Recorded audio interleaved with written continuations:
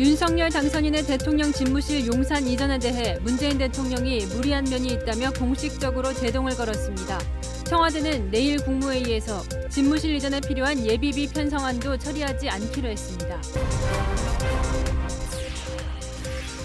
윤석열 당선인 측은 새 정부의 실패를 바라는 정치적 목리라며 불쾌감을 숨기지 않았습니다. 문 대통령과 윤 당선인의 회동 시점도 불확실해졌습니다.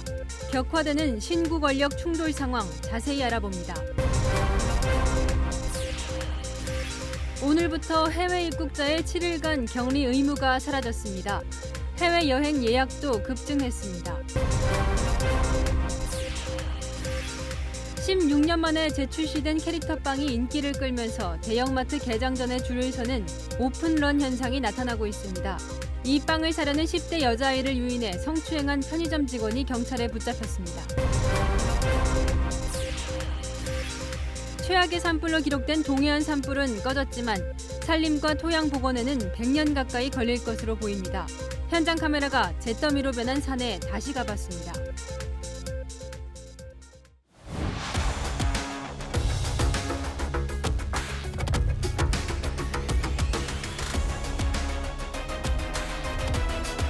뉴스 시작합니다. 저는 동정민입니다. 문재인 대통령이 윤석열 당선인의 용산 집무실 이전 계획에 정면으로 제동을 걸었습니다. 한반도 위기 상황에서 안보 공백이 우려된다며 이렇게 공개적으로 반대를 했고 무엇보다 이전에 필요한 예비비를 처리하지 않겠다는 뜻을 분명히 했습니다. 이에 따라 이 취임 전 이전 계획은 차질이 불가피해졌고 인사와 사면에 이어 신구 권력의 충돌은 극에 달하고 있습니다. 오후에 나온 청와대 발표부터 전혜정 기자가 문을 엽니다. 문재인 대통령이 윤석열 대통령 당선인의 대통령 집무실 용산 이전에 대해 뒤늦게 반대하고 나섰습니다. 새 정부 출범까지 얼마 남지 않은 촉박한 시일 안에 국방부와 합참, 대통령 집무실과 비서실 등 보좌기구, 경호처 등을 이전하겠다는 계획은 무리한 면이 있어 보입니다. 이전 취지엔 공감한다면서도 정부 교체기에 준비되지 않은 이전은 안보 공백을 가져올 수 있다는 이유에서입니다. 4월의 경우 김일성 주석의 생일 등 북한의 연례적인 행사가 있고 올해 들어 북한 미사일 발사가 10차례나 있었던 걸 감안할 때 안보에 가장 중요한 시기라는 겁니다. 문 대통령의 군 통수권을 근거로 임기 마지막 날까지 국방부와 합참 이전을 허락하지 않겠다는 뜻도 내비쳤습니다. 국방부와 합참, 관련 기관 등은 마지막 순간까지 흔들림 없이 임무에 임해주기 바랍니다. 문 대통령 주재로 열리는 내일 국무회의에선 대통령 집무실 이전에 필요한 예비비 편성안을 처리하지 않을 방침입니다. 문 대통령과 윤 당선인의 회동 성사를 위해 이철희 대통령 정무수석과 장제원 당선인 비서실장이 오늘 만나 의제를 조율했지만 용산 이전 문제까지 불거지면서 회동이 더 어려워졌다는 관측이 나옵니다. 청와대 고위 관계자는 안보 문제는 모범적인 인수인계와 별개의 문제라며 인수인계를 제대로 안 한다는 비판 가능성을 사전에 차단했습니다. 채널A 뉴스 전혜정입니다. 안타깝다. 대통령의 제동에 당선인 측이 내놓은 첫 반응인데요. 윤석열 당선인은 정면 돌파를 선택했습니다. 협조를 거부한다면 이 강제할 방법이 없다며 그러나 이 취임 이후에도 청와대에 들어가지 않고 이 통이동 인수위에서 직무를 보고 대신 청와대를 바로 개방하겠다는 약속은 지키겠다고 했습니다. 안보경 기자입니다. 문재인 대통령의 대통령 집무실 용산 이전 반대에 윤석열 당선인 측도 강경하게 맞섰습니다. 문재인 대통령이 가장 대표적인 정권 인수인계 업무의 필수 사항에 대해서 협조를 거부하신다면 강제할 방법이 없습니다.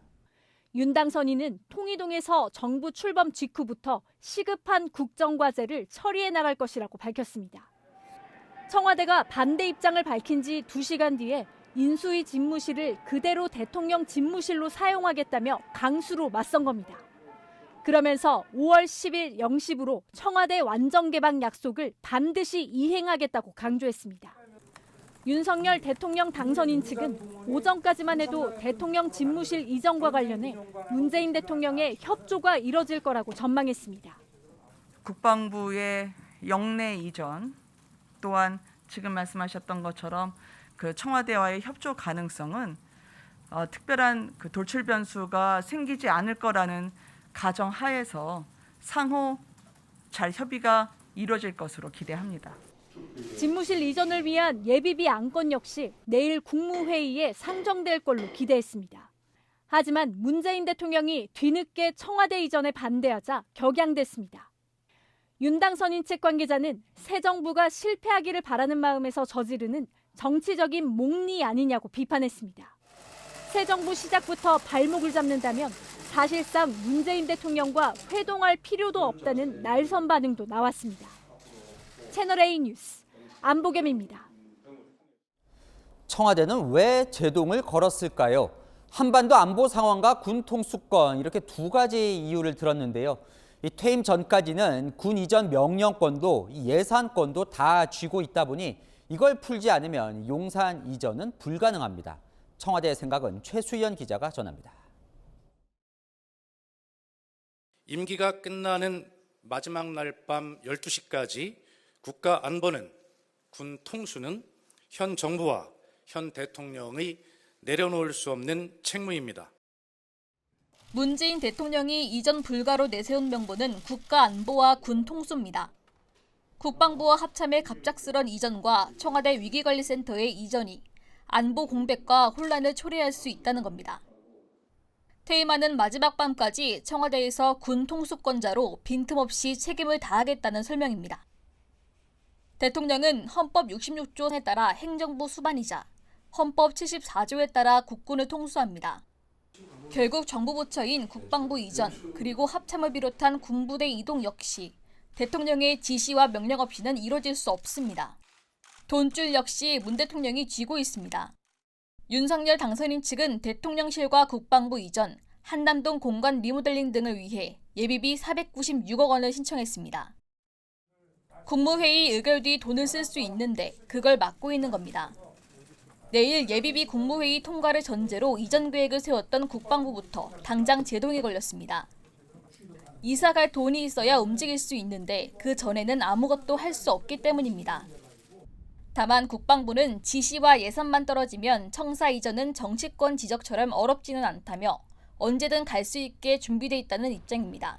채널A 뉴스 최순입니다.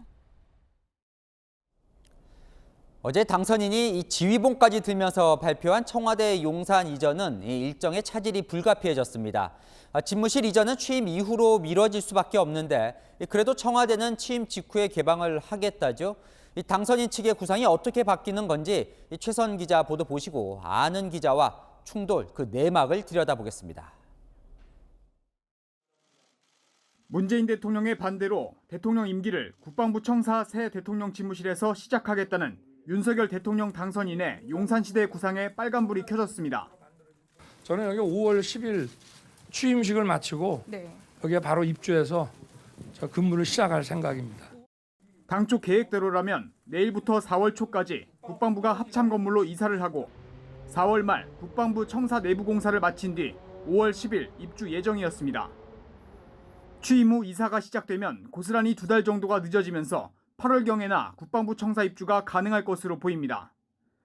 하지만 임기 시작과 동시에 새 집무실을 이용하지 못하게 된다면 이사 기간을 넉넉히 잡아 올 하반기에 용산으로 옮기는 방안이 검토될 수도 있습니다.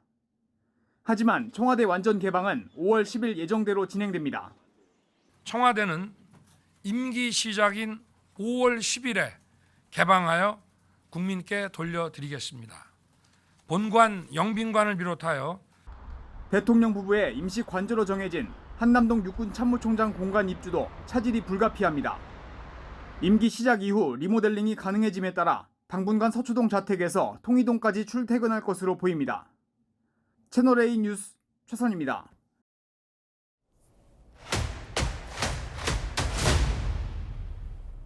아는 기자, 시작합니다. 정치부 송찬욱 기자 나왔습니다. 자, 윤석열 당선인이 어제 이 용산 국방부 청사로 이전하겠다고 밝혔는데 하루 만에 이 대통령이 제동을 걸었습니다. 시청자분이 이런 질문을 주셨어요. 이 광화문 시대를 얘기했던 현 정부가 이제 와서 이전에 반대하는 이유가 궁금하다. 뭡니까 이유가? 네, 일단 문재인 대통령이 반대 이유로 든 것은 바로 안보 공백입니다. 박수현 대통령 국민소통서 이렇게 구체적인 설명까지 했는데요. 북한이 잇따라 지금 미사일 실험을 하고 있고 다음 달 15일 김일성 생일 110주년을 맞아 도발 가능성이 있어서 국방부와 합참, 청와대 위기관리센터 등을 옮길 수 없다는 겁니다. 오늘 아침만 해도 분위기가 나쁘지 않았습니다. 아주 안정적이고 모범적인 정부를 인수인계하는 것, 이런 모습을 좀 빨리 보여드리는 게 좋지 않겠습니까? 저희도 약속을 못 지켰거든요. 윤석열 당선인님의 그런 의지가 잘 지켜지기를 저희도 그렇게 기대하고 있습니다.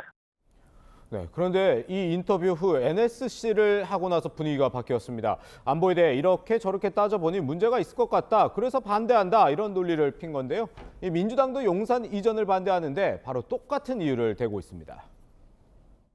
대통령 교체기는 아주 취약하고요. 또 4월 15일이 김일성 생일 110주년이라서 이때 도발이 예상이 되고 네, 국민의힘 반응을 보면 자, 임기 내내 안보를 소홀히 하더니 대통령과 민주당이 이제 와서 왜 안보를 운운하냐 상당히 격앙된 것 같던데요. 사실 문재인 정부는 이 북한의 도발에 대해서 적극적인 대응을 하지는 않아 왔잖아요. 이 북한이 문재인 대통령의 광복절 경축사를 두고 삶은 소대가리 운운한 것을 대통령 안보실장 출신인 정의용 외교부 장관이 문제 삼지 않으려 애쓰는 모습을 보이기도 했었죠.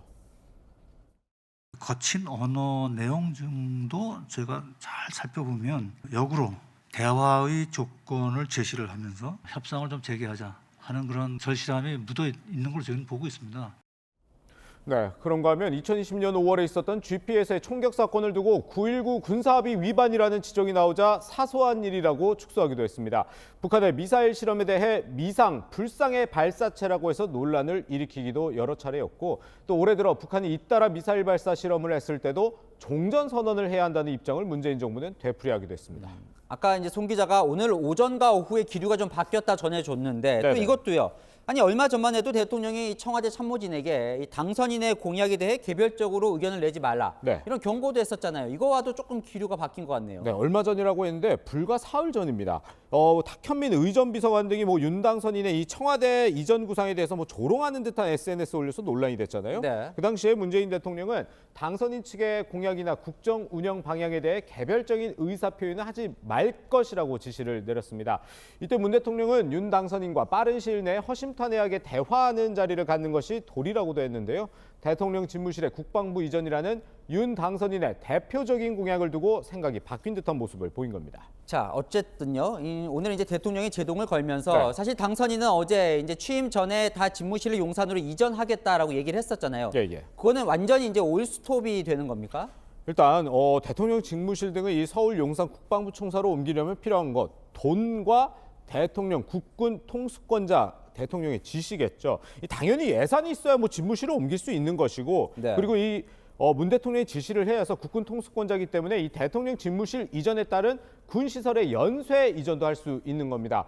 윤 당선인 측에서도 이 두 가지는 협조를 받아야 한다는데 이견이 없었는데요. 그런데 청와대가 예비비의 국무회의 의결을 언제 할지 기한도 없이 미룬 상태고 안보 공백을 해소할 방안은 윤 당선인 측이 제시하라고 했으니 현실적으로 5월 10일 이전에 윤 당선인이 용산 집무실에 들어갈 방법이 없는 상황이 됐습니다. 윤 당선인이 직접 브리핑을 하면서 공식 발표했는데 내 임기 중엔 못한다 이렇게 단 하루 만에 선언을 한 것으로 볼 수 있습니다. 국방부가 좀 난감할 것 같기도 하고요. 이사 준비를 한다 이런 소식도 들려왔는데 현지 대통령과 당선인 사이에서 국방부가 좀 끼어 있는 그런 국면입니까? 네, 그래서 그런지 일단 군 당국은 좀 관망하는 모습이거든요.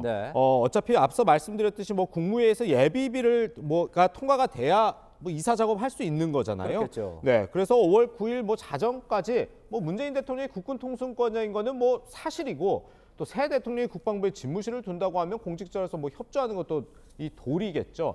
그래서 내일 국회 국방위원회에서 대통령 집무실 이전 관련해서 긴급 현안 보고를 하는데 여기에서 서 국방부 장관 등이 출석해서 어떤 생각인지 어떤 입장인지 밝힐 예정입니다. 시청자분은 이런 질문도 주셨네요. 자, 청와대가 회동도 하기 전에 좀 비협조적인 것 아니냐? 그래서 당선인은 어떤 해법을 지금 구상 중인 겁니까? 네, 윤 당선인 측에서는요, 목리다 이런 반응이 꽤 많이 나오고 있고요. 또 이런 상태면 뭐 문재인 대통령과 회동할 이유도 없지 않냐, 뭐 이런 좀 격앙된 목소리까지도 나오고 있더라고요. 네. 윤 당선인이 할 수 있는 뭐 일단 지금으로서 현실적인 방법은 취임 후에 국방부 청사로 들어가는 겁니다.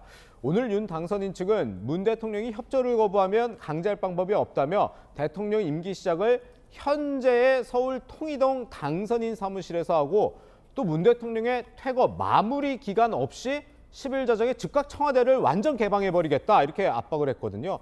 강대강 충돌인 셈입니다. 이번 국방부 청사 이전 문제 정치적인 사안도 연계가 돼 있다는 시각도 정치권에 많은데요. 대선에서 진 현 여권이 지방선거 전까지 분위기를 반전하기 위해 윤 당선인이 국방부 이전을 추진하며 미진했던 소통 문제를 집중적으로 부각하고 있다는 분석입니다. 네, 이렇게까지 충돌해야 하는 사안인지 좀 안타깝네요. 네, 정치부 송찬욱 기자였습니다. 이렇게 청와대가 집무실 이전에 제동을 걸긴 했지만 윤석열 당선인이 청와대를 어떤 방식으로 국민에게 돌려주겠다는 건지 궁금하실 겁니다. 채널A가 취재해보니 청와대를 출입이 자유로운 공원으로 바꿀 가능성이 높은 것으로 확인됐습니다. 조영민 기자가 단독 취재했습니다. 윤석열 대통령 당선인이 국민에게 온전히 돌려주겠다고 한 청와대는 별도의 관람 제한을 두지 않는 자유공원 형태가 될 가능성이 높은 것으로 파악됐습니다. 입장료를 받거나 관람 시간에 제한을 두지 않고 누구나 원하는 시간에 방문할 수 있는 공원으로 조성한다는 구상입니다. 대통령직 인수위원회 관계자는 채널A와의 통화에서 청와대를 지나 등산을 가든 공원을 둘러보든 국민들이 마음 놓고 즐길 수 있는 형태의 공간으로 구상 중이라고 설명했습니다. 청와대는 임기 시작인 5월 10일에 개방하여 국민께 돌려드리겠습니다. 경복궁 지하철역에서 경복궁을 거쳐 청와대를 거쳐 북악산으로의 등반로 역시 개방되는 것입니다. 인수위는 용산으로 이전할 대통령 집무실 명칭과 함께 국민에게 개방되는 청와대 부지 공원의 새로운 이름도 국민 아이디어를 받아 정할 계획입니다. 또 다른 인수위 관계자는 공원 형태로 개방되는 공간에 청와대라는 이름은 사용하지 않는다며 공원 이름도 국민 공모전 형태로 정하겠다고 밝혔습니다. 인수위는 대통령 집무실과 맞닿은 형태로 조성될 용산공원에 별도의 이름을 붙일지 여부도 검토하고 있습니다. 윤 당선인은 취임일인 오는 5월 10일 이후 최대한 빠른 시간 안에 새롭게 개방될 청와대 공원을 방문할 계획입니다. 채널A 뉴스 조영훈입니다. 대통령직 인수위원회는 지금 새 정부의 정책 수립과 관련된 각종 기밀 자료를 다루는 곳이죠. 그런데 출범식이 열렸던 지난주 금요일 국가정보원이 찾아와서 대대적인 보안 점검을 한 것으로 확인됐습니다. 이유가 무엇이었는지 김성규 기자가 단독 취재했습니다. 국가정보원은 인수위가 공식 출범하던 지난 18일 통의동과 삼청동 사무실을 찾아 대대적인 보안 점검을 했습니다. 사무실 내 도감청 여부는 물론 컴퓨터 등 사무집기에 대한 해킹 가능성까지 반나절에 걸쳐 꼼꼼히 조사를 벌인 것으로 알려졌습니다. 정보당국자는 세계 각국들이 한국 정권 교체에 맞춰 새 정부 정책 자료를 입수하려고 다양한 방식으로 접근하려고 한다며 이에 대한 선제적 대응 조치라고 설명했습니다. 국정원은 보안 점검 후 인수위 사무실에 대한 도감청 및 해킹 시도가 있었는지에 대해서는 공개하지 않았습니다. 다만 최근 기술 발전으로 언제든지 도감청 위협에 노출될 수 있다는 판단입니다. 실제 사정기관의 불법 무선 도청 적발 건수는 2013년 92건에서 지난해 224건으로 2.4배 이상 증가했습니다. 외부 보안 위협에 대한 점검과 함께 인수위는 내부 구성원의 보안 의식도 주문했습니다. 위원분들은 개별적인 의견은 자제해 주시기 바랍니다. 개별적으로 검토해 보겠다. 그런 말만 하더라도 이 정책들이 변경되거나 폐기된다고 하면서 굉장히 사회 혼란이 많이 옵니다. 최근 새 정부의 주요 정책들과 관련된 인수위발 의견이 보도되자 경고를 보낸 것으로 풀이됩니다. 채널A 뉴스 김성규입니다. 부동산 정책을 담당하는 국토부 공무원이 단 한 명도 인수위에 파견되지 않은 것으로 확인되었습니다. 현 정부의 실패한 부동산 정책을 따르지 않겠다는 의지, 이런 해석이 나오는데요. 여성가족부와 공수처 공무원도 인수위에 단 한 명도 합류하지 못했습니다. 박재희 기자입니다. 인수위에서 활동하게 될 184명 중 여성가족부 직원은 단 한 명도 없습니다. 여가부가 4명을 추천했지만 반영되지 않은 겁니다. 여성 정책이 혹시 소홀하게 되지 않을까 이제 그런 걱정이 있을 수 있는데 자문위원단에서 충분히 보충이 될 거로 생각하고 있습니다. 윤석열 당선인이 약속한 여가부 폐지에 힘이 실리는 것 아니냐는 분석이 나옵니다. 공수처는 인수위로부터 파견 인력 요청조차 받지 못한 것으로 알려졌습니다. 인수위 안팎에서는 공수처를 정상화하겠다고 밝힌 윤 당선인의 의중에 반영된 것이란 관측이 나옵니다. 공수처가 계속 이렇게 정치화에서 벗어나지 못하고 국민들의 회의가 있다고 한다면은 이 폐지를 추진하겠다. 부동산 주무부처인 국토교통부는 백원국 국토정책관을 전문위원으로 파견하는 데 그쳤습니다. 과거 인수위 때 2-3명의 직원을 파견한 것과는 대조적입니다. 그나마 백 정책관은 국가균형발전과 도시재생을 담당하는 비부동산 담당자입니다. 국토부 내부에서는 현 정부의 부동산 실패 책임을 물은 것 아니냐는 반응이 나왔습니다. 채널A 뉴스 박지입니다. 네, 윤석열 당선인이 경제 6단체장과 도시락 오찬을 했는데요. 이런 약속을 했습니다. 국가대표 선수에게 모래주머니를 달고 메달을 따오라고 해서는 안 되니 기업의 방해 요소를 제거를 해주겠다고요. 공무원이 갑질을 하면 언제든지 나에게 직접 전화하라며 한라인 구축도 약속했습니다. 김단비 기자입니다. 윤석열 대통령 당선인이 통이동 인수위 집무실에서 경제 6단체장과 도시락 오찬 회동을 가졌습니다. 이 자리에서 윤 당선인은 경제 성장은 정부 주도가 아닌 민간 주도로 탈바꿈돼야 한다고 말했습니다. 그러면서 기업을 힘들게 하는 요소를 없애겠다고 했습니다. 기업이 자유롭게 활동하는 것을 방해하는 요소들이 있다면 그런 것들을 제거해 나가는 것이 가장 정부가 해야 될 일 아닌가 싶고요. 윤 당선인은 후보 시절에도 불필요한 규제를 없애 기업을 살리고 민간 주도로 일자리를 창출하겠다고 공약한 바 있습니다. 이날 참석한 경제단체장들은 윤 당선인 구상에 동의하며 주 52시간제, 최저임금제, 상속세와 중대재해 처벌법 등에 대한 개선 필요성을 언급했습니다. 기업 규제가 너무 많아 기업 활동에 큰 걸림돌로 작용하고 있습니다. 규제가 완화되면 기업 활동이 활발해질 것이고 경제계가 일자리 창출에 더욱 매진할 수 있을 것입니다.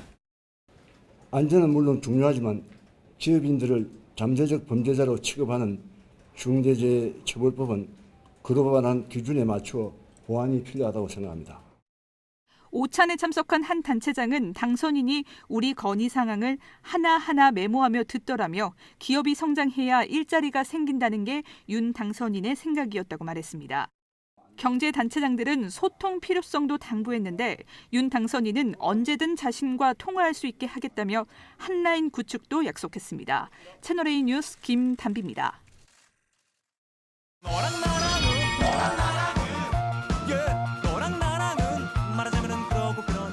네, 여랑야랑 정치부 김민지 기자와 함께합니다. 첫 번째 주제 보겠습니다.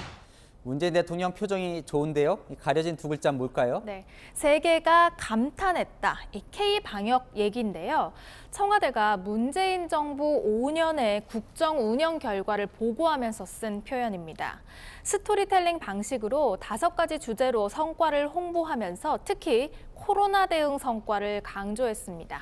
네, 이렇게 보면요. 드라이브스루 진료소가 방역의 모범 사례라고 했던 외신 평가를 소개했네요. 네, 그리고 한국형 진단검사법에 세계가 놀랐다라는 표현도 담겼습니다. 근데 저 때는 맞는데 저건 다 이제 초기 때 이야기고요. 지금은 뭐 전 세계 확진자 1위라는 얘기도 나오는데 K-방역을 자랑할 때는 아닌 거 아닙니까? 네, 최근에 하루 60만 명 고점을 찍은 상황에서 자화자찬이 부적절하다는 지적에 대해 청와대는 생각을 바꿔야 한다고 주장하고 있습니다. 이제는 패러다임을 좀 전환해서 사망 확진자 수라는 그런 지표에서 이제는 위중증과 사망자 치명률, 그다음에 병상 가동률, 뭐 이런 의료 체계의 그 어떤 역량 안에 있는가라고 하는 것으로 전환하자고 제안하지 않습니까? 하지만 하루 코로나 사망자 수도 한 달 전에 비해 6배 이상 늘어났는데요. 국민의힘은 매일 똑같은 브리핑을 반복하고 찔끔찔끔 완화 대책만 내놓을 뿐이라며 의료체계 마비, 병상 부족 상황에 청와대와 정부는 안 보인다고 비판했습니다. 네, 다음 주제 보겠습니다. 자, 대통령과 당선인 이름만 바꾸면 같은 게 있나요? 청와대 이전 공약입니다. 민주당은 연일 맹비난하고 있는데 10년 전 당시 문재인 대선 후보의 공약이 재조명되고 있습니다. 보시면요. 대통령이 비서실 직원과도 격리돼 있다라고 하면서 국민 속으로 들어가겠다는 다짐이 담겨 있죠. 온라인에는 이 문 후보자의 이름을 지우고 윤 당선인의 이름을 적은 패러디도 등장했습니다. 그러니까 이제 이름만 바꾸면 공약의 취지와 내용이 좀 비슷해진다 이런 거네요. 네, 목소리로도 한번 들어보시죠. 지금의 청와대는 개방해서 국민들께 돌려드리겠습니다. 기존의 청와대 부지는 국민께 돌려드릴 것입니다. 국민들은 출퇴근길에 대통령과 마주칠 수도 있을 것입니다. 국민은 늘 대통령을 만날 수 있을 것입니다. 청와대는 지난 우리 역사에서 독재와 권위주의 권력의 상징이었습니다. 권위만 내세우는 초법적인 대통령은 이제 없어질 것입니다. 하태경 국민의힘 의원은 민주당이 자신들이 못다 이룬 꿈을 실현시키면 오히려 손뼉을 쳐야 하는 것 아니냐고 반문했습니다. 그래서 뭐 청와대는 광화문 시대로 뭐 이전하는 걸 문제 삼는 건 아니다 이렇게 해명은 하고 있죠. 네, 마지막 주제 보겠습니다. 자, 당선인을 향한 악담이 논란이 되고 있습니다. 네, 일부 온라인 커뮤니티에서요.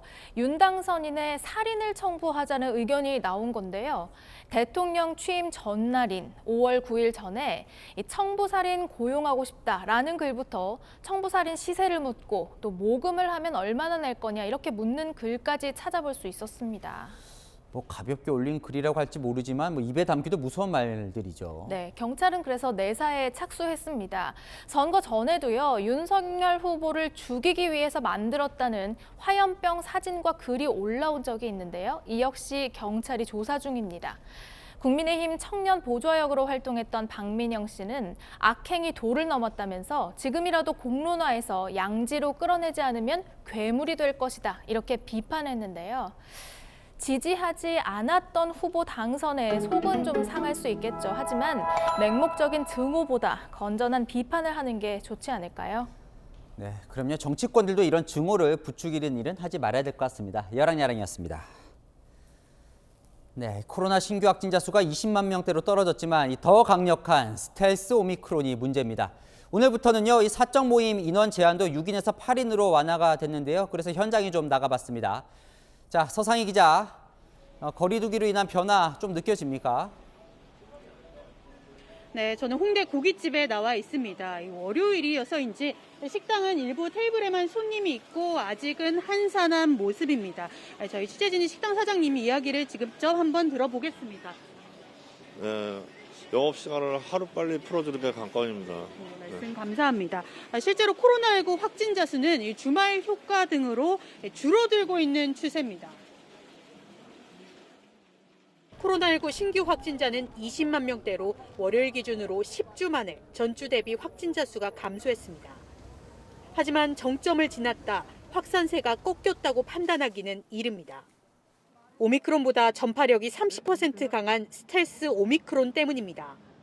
스텔스 오미크론 검출률은 지난주 26.3%에서 41.4%로 상승했습니다. 유행 정점까지의 기간이 지연되고 규모가 커질 가능성이 있다고 판단하고 있습니다. 확진자 수는 줄었지만 사망자는 300명대, 위중증 환자는 1,100명을 넘고 있습니다. 정부는 화이자의 먹는 치료제 팍스로비드 외 머크사의 라게브리오 10만 명분을 이달 말 도입하기로 했습니다. 식약처 승인도 나기 전 들여오는 건데요. 라게브리오의 입원과 사망 위험 감소 효과는 30%로 팍스로비드 88%에 비해 크게 떨어지지만 병용금지 약물이 적어 상대적으로 폭넓게 사용할 수 있습니다. 채널A 뉴스 서상입니다. 오늘부터 바뀌는 게 또 있습니다. 해외에서 들어올 경우에 그동안에는 이 7일간 격리를 해야 했는데 이제 접종 완료자들은 그런 격리를 하지 않아도 됩니다. 이 침체됐던 여행업계가 오랜만에 숨통이 튀었다는데요. 그 목소리 백승우 기자가 들어봤습니다. 해외 입국자들이 들어오자 검역 담당관이 안내를 합니다. 여권의 스티커 확인할게요. 여권의 스티커 보여주세요. 국내 예방접종 완료자와 PCR 제출자라고 적힌 스티커가 여권에 붙어 있는지 확인하는 겁니다. 백신 접종 완료자는 입국 시 7일 격리 의무가 사라졌기 때문입니다. 오늘부터 접종 후 관련 입국자는 이 길을 따라 일반 대중교통을 이용할 수 있게 됩니다. 반면 미접종자는 이쪽 다른 길로 나가서 방역택시 등을 타고 이동해야 합니다. 시민들은 대체로 환영한다면서도 또 정부 지침이 바뀌지 않을까 걱정합니다. 자가격리가 없으니까 바로 일상으로 복귀해서 해야 될 일, 하고 싶은 일을 할 수 있어서 많이 편해진 것 같습니다. 비즈니스 때문에 왔다 갔다 하는 사람들이 그런 정부 지침이 계속 오락가락 해버리면은 그 부분이 조금 걱정이 되긴 합니다. 격리 부담이 사라지면서 신혼여행 등의 문의도 두세 배 늘었습니다. 괌, 사이판, 하와이, 태국, 필리핀 등이 가능하고 유럽 쪽 노선 대부분도 현재 여행이 가능합니다. 한 홈쇼핑의 유럽 여행 상품엔 주문 2,500건이 몰리며 180억 원어치가 팔렸습니다. 여행업계에 모처럼 봄날이 찾아왔지만 해외에서 감염될 경우 비행기를 탈 수 없어 아직은 신중해야 한다는 의견도 나옵니다. 채널A 뉴스 백수입니다. 2000년대 초반에 유행했던 캐릭터빵이 16년 만에 다시 출시돼서 사고 싶어도 못 살 정도로 인기입니다. 웃돈 거래도 성행하고 있고요. 명품 살 때처럼 문이 열릴 때 오픈런을 하기도 합니다. 김은지 기자가 현장 취재했습니다. 문 닫힌 대형마트 앞. 영업 시작 전부터 사람들이 줄을 서 있습니다. 최근 품귀 현상을 빚고 있는 캐릭터빵을 사기 위해 사람들이 몰린 겁니다. 종류별로 한 개씩만 구매가 가능하시고요. 판매가 시작되자 한 종류당 하나씩 차례차례 빵을 받아갑니다. 두 번쯤 더 왔었는데 그때 실패하고 이번에 와서 성공했어요. 어렸을 때 실도 많이 모았었는데 그걸 다시 모을 수 있어가지고. 서울의 또 다른 대형마트에도 40여 명이 캐릭터빵을 구하기 위한 이른바 오픈런 대열에 뛰어들었습니다. 일찍 오신 분들은 8시에 오신 분들도 계시고 늦게 오신 분들 같은 경우는 이제 오늘 같은 경우 구매를 못하셔서 거시는 경우도 있어요. 만화 캐릭터의 이름을 딴 이 빵은 2006년 단종됐다가 지난달 말 16년 만에 재출시됐는데 한 달 만에 600만 개 넘게 팔렸습니다.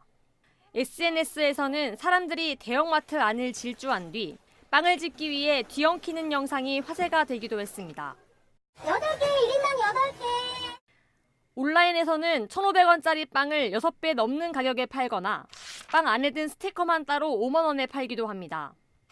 소비를 놀이로 생각하는 MZ세대의 특성이 반영된 겁니다. 보물찾기 하듯이 인터넷에서 이슈가 되거나 모든 사람들이 열광하는 그러한 상품, 서비스 찾아 돌아다니는 게 그게 이제 하나의 경향인 것 같다. 희소성을 노린 정교한 마케팅 전략이 적중했다는 분석도 나옵니다. 채널A 뉴스 김은지입니다. 향수에 젖은 2030 세대가 열광했지만 어린이들 사이에서도 인기인데요. 그런데 캐릭터빵을 사고 싶은 어린이의 동심을 이용한 극악무도한 범행이 있었습니다. 편의점 직원이 이 빵을 주겠다며 초등학생을 유인해서 성추행을 했습니다. 이 직원은 전자발찌를 차고 있었습니다. 김호영 기자입니다. 경찰 차량 한 대가 빠르게 골목길을 지나갑니다. 초등학교에서 150m 거리에 있는 편의점에서 초등학생 성추행 신고가 접수된 건 어제 오후 8시쯤. 최근 화제가 된 캐릭터빵을 사러 편의점에 갔다가 돌아온 딸이 성추행 피해를 털어놓자 아버지가 신고했습니다. 60대 편의점 직원이 캐릭터빵을 찾는 걸 도와주겠다며 창고로 데려간 뒤 부적절한 신체 접촉을 했다는 겁니다. 신고를 받고 출동한 경찰은 현장에서 사실관계를 확인한 뒤 곧바로 직원을 체포했습니다. 전부터 있는 데서 얘기해가지고 경찰하고 편의점 주인하고 연생하고 그 아버지하고. 경찰 체포 당시 이 직원은 전자발찌를 착용한 상태였던 걸로 전해졌습니다. 경찰 조사 과정에선 성추행 혐의를 모두 인정했습니다. 경찰은 오늘 13세 미만 미성년자에 대한 강제추행 혐의로 이 직원에 대한 구속영장을 신청했습니다. 채널A 뉴스 김호영입니다. 역대 최악으로 남은 이번 동해안 산불, 생태계가 모두 다 예전으로 돌아오려면 무려 100년이 걸립니다. 현장 카메라 정다은 기자가 취재했습니다. 시뻘건 산불이 경북과 강원 일대를 집어삼켰습니다. 수십 년 자란 나무들은 시커멓게 타버렸고 땅은 잿빛으로 변했습니다. 송이버섯 주산지인 경북 울진. 농민들은 생명력을 잃어버린 땅에 다시 버섯이 자랄 수 있을까 한숨만 나옵니다. 통상에 사는 내가 주무치겠어요. 집을 대출해 내가지고 집을 지으면 되잖아요. 그러나 희망이 없잖아요. 희망이. 50, 60년 다 잃어버려서 이거 어떡해요. 불이 꺼진 현장을 다시 찾아가 봤습니다. 나무는 수초로 변해버렸고 흙은 만지기만 해도 부스러집니다. 토양 표본 채취기로 30cm 깊이를 파보니 3분의 1은 제로 확인됩니다. 물을 붓자 땅에 흡수되지 않고 흙이 허물어집니다. 우산 역할하는 그런 낙엽층이라든지 이런 부식층들이 다 타게 되니까 없어진 거죠. 흡수가 확 되면 되는데 바로 물리적으로 이렇게 힘을 받게 되니까 침식이 일어나게 되는 거죠. 산불에 녹은 솔잎의 기름기가 코팅처럼 더딥혀져 물의 흡수를 막는 겁니다. 장마철 산사태 우려도 나옵니다. 저 돌이 흘려다 남에 걸렸잖아요. 지금 지나가다 재수가 없으면 그냥 차가 이제 완전히 돌에 맞고 인명피해가 나는 거예요. 강알칼리성인 잿물은 이미 계곡물을 오염시켰고 바다로 흘러들어 수중 생태계를 파괴할 수도 있습니다. 잿더미가 빗물에 쓸려 내려와 하천에 유입되는 걸 막기 위한 방지망이 설치돼 있습니다. 숲이 본래 모습을 되찾으려면 얼마나 시간이 필요할까? 22년 전 산불로 전소했던 강원도 고성을 찾았습니다. 이곳은 자연이 스스로 회복 중인 자연보건지와 새나무를 심은 인공보건지가 함께 조성돼 있습니다. 자연보건지는 인공적으로 조성한 숲에 비교해 나무 밀도는 낮지만 생태계 복원은 더 빠릅니다. 동물 배설물도 눈에 띕니다. 생태적인 측면을 봤을 때는 적어도 초기와 한 어느 정도 시기까지는 자연적으로 놔두는 게 괜찮다고 생각합니다. 부족한 부분이 있으면 그 지역은 또 사람이 좀 도와줄 필요가 있는 거죠. 또 다른 산불을 막기 위해선 울진 원전 부근이나 삼척 LNG 저장소 등 위험시설 주변엔 불에 강한 나무를 새로 심어야 한다는 주장도 만만치 않습니다. 대형 산불 후 회복 시간을 추정한 보고서에 따르면 곤충류는 14년, 산림동물은 30년 이상, 토양은 100년 이상이 걸립니다. 10일간 타들어가며 서울 면적의 40%를 앗아간 최악의 산불. 산림과 생태계에 씻을 수 없는 상처를 남겼습니다. 현장 카메라 정다은입니다. 이른바 LH 직원 사태로 시작된 경찰의 부동산 투기 수사가 마무리됐습니다. 정부 합동특별수사본부까지 꾸려서 대대적인 수사를 벌였지만 권력층에 대한 처벌은 미진했다는 지적도 나옵니다. 손인혜 기자가 취재했습니다. LH 직원들이 집중적으로 토지를 매입해 국민들의 공분을 샀던 경기 광명 시흥지구. 논란이 됐던 땅에는 희귀 묘목인 에메랄드 그린이 빼곡히 들어섰습니다. 1년 사이 훌쩍 자란 모습입니다. LH 직원 강 씨는 내부 정보를 이용해 신도시 예정지의 땅을 매입한 혐의로 구속 기소돼 재판을 받고 있고 15억 2천만 원 상당의 부동산은 몰수 보존됐습니다. 지난해 3월 10일 수사를 시작한 특수본은 6,081명을 수사해 64명을 구속하고 4,200여 명을 검찰에 넘겼습니다. 투기 수익 1,506억 6천만 원에 대해서는 몰수 보존했습니다. 투기 의혹이 불거졌던 전현직 국회의원 33명 가운데 현직인 국민의힘 정찬민, 김승수, 한무경, 강기윤, 배준영 의원과 더불어민주당 김경협 의원 등 6명이 검찰에 넘겨졌습니다. 이 중 구속된 의원은 정 의원이 유일하며 현재 보석으로 풀려나 1심 재판 중입니다. 국회의원만 예로 들었을 때요. 뭐 60명 정도가 됐었던 것 같은데 그래서 그 불송치 이유에 대해서 좀 판단해야 될 것 같아요. 1년여간 수사에 적발한 투기 사범의 90%가 일반인으로 용두사미 수사가 아니냐는 지적이 나옵니다. 채널A 뉴스 손인혜입니다. 중국에서 승객과 승무원 132명이 탄 여객기가 추락했습니다. 산악 지역에 추락하며 큰 폭발과 함께 산불까지 났는데요. 대규모 인명피해가 우려됩니다. 김윤수 기자입니다. 시뻘건 화염이 희뿌연 연기를 내뿜으며 산등성이를 휘감았습니다. 산 곳곳에는 부서진 파편이 널브러져 있습니다. 오늘 오후 중국 동방항공 여객기가 광시성 장족 자치구 우저우 지역 산지에 추락했습니다. 广西梧州藤县发生事故并引发山火。 사고기는 보잉 737기종 MU5735편으로 승객 123명과 승무원 9명 등 총 132명을 태우고 쿤밍에서 광저우로 가던 중이었습니다. 현지 매체들이 공개한 영상에 따르면 사고기는 고도 8,000m 상공에서 수직으로 급강하하며 추락했습니다. 추락 충격으로 산불까지 난 상황에서 현재 구조대가 사고 현장에 접근 중입니다. 구체적인 인명피해는 아직 파악되지 않고 있습니다. 광시성 음극관리청에 따르면 사고기는 오후 1시 10분 쿤밍 공항을 이륙해 오후 2시 55분 바이윈 공항에 도착할 예정이었던 것으로 알려졌습니다. 하지만 오후 2시 20분쯤 통신이 두절된 것으로 전해졌습니다. 주 광저우 한국 총영사관은 사고기에 한국인이 탑승했는지 여부를 확인 중입니다. 채널A 뉴스 김윤수입니다. 러시아군의 우크라이나 침공 이후 두 번째 도시 함락이 눈앞입니다.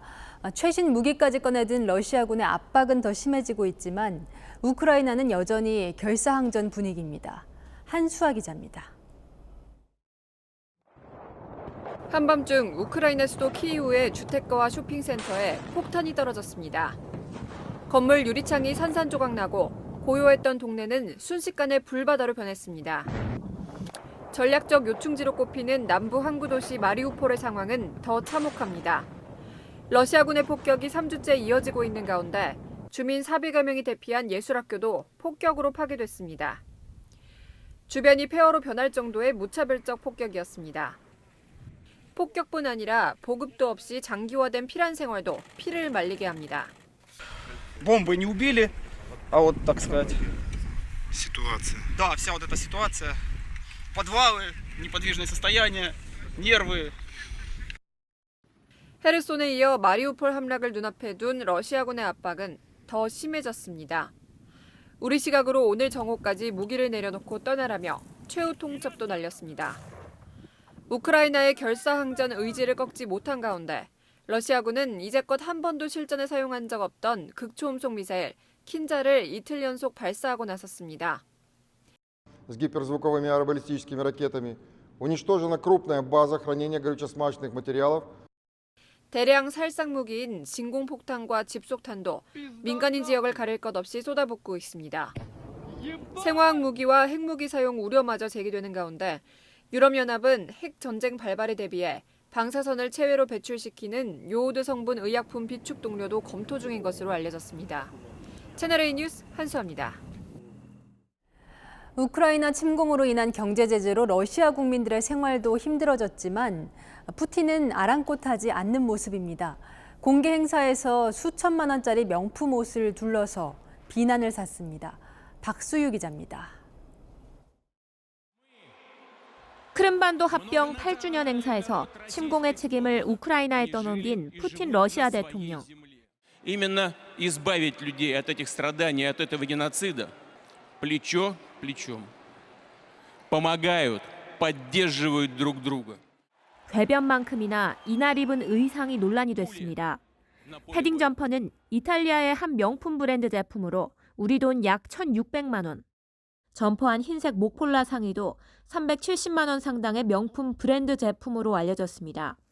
영국 데일리메일은 지난해 러시아인 평균 연봉이 그의 패딩 점퍼 한 벌의 반값에도 미치지 못했다며 경제적 고통과 빈곤을 겪는 러시아인들과 달리 푸틴 대통령만 고급을 누리고 있다고 비판했습니다. 국제사회의 경제 제재로 러시아 마트에선 식품 가격이 10% 이상 급등한 설탕 등 생필품 사재기의 몸싸움까지 벌어지는 상황입니다.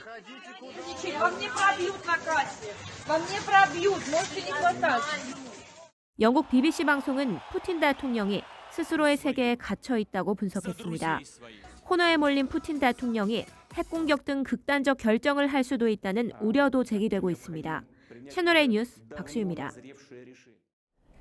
잊을만 하면 수시로 불이 나는 폐비닐 처리장이 있습니다.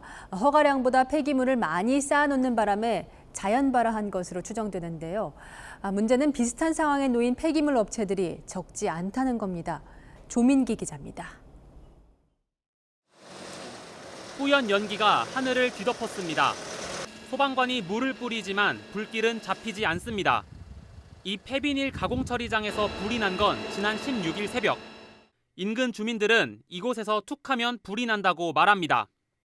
1년에 한 서너 번은 나요. 최소한. 아주 연례적으로. 2017년 이후 확인된 화재만 6차례. 이틀째 이렇게 냄새나서 피하고 그 먼저 들어가지고 다른 데도 피하고 그랬었어요. 아들네 집 갔다 오고 그래. 시청과 소방당국은 자연 발화 가능성이 높다고 보고 있습니다. 폐기물에선 인화성 가스나 화학물질이 생겨납니다. 전문가들은 폐기물을 겹겹이 과다 적재하면 내부 열기가 빠져나가기 어려워 발화점에 도달하기 쉽다고 설명합니다. 폐비닐류가 위에서 덮고 있기 때문에 외부로 열이 방열이 되지 않아서 열이 착화 발화점에 도달을 해서 발화됐을 가능성이 하나. 앞서 파주시도 이 업체에 허가량 이상 폐기물을 쌓아놨다며 영업 정지를 내리고 경찰에 고발했습니다. 문제는 전국에 상황이 비슷한 폐기물 처리장이 적지 않다는 겁니다.